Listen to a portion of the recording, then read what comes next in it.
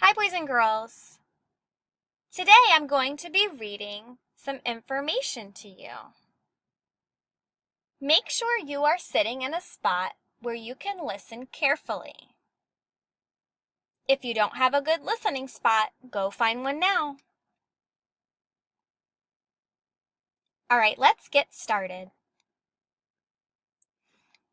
Schools have changed over time. Long ago, schools had one room. The children in the room were all different ages. Now, schools have many rooms. Each classroom has children the same age. Long ago, schools did not have many books or paper.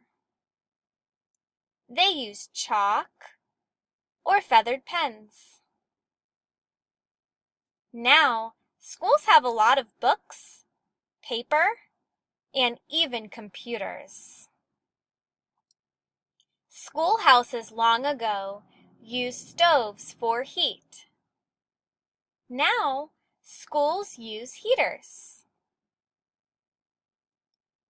Schools still have teachers.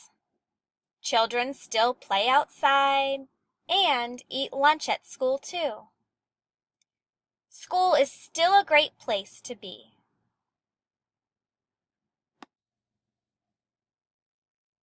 Now that you're done listening to the text, you will need this worksheet and a pencil. If you don't have this, please pause the video and get it now. Get started by writing your name at the top.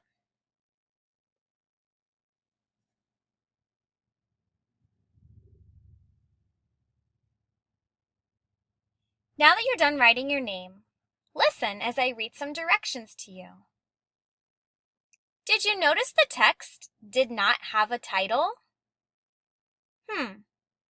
A title of a book is what the book is all about. What would be a good title for this text? Chalkboards, schools, or books?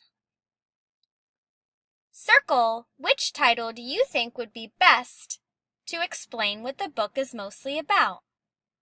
Circle chalkboards, schools, or books. Only pick one. Pause the video and circle now.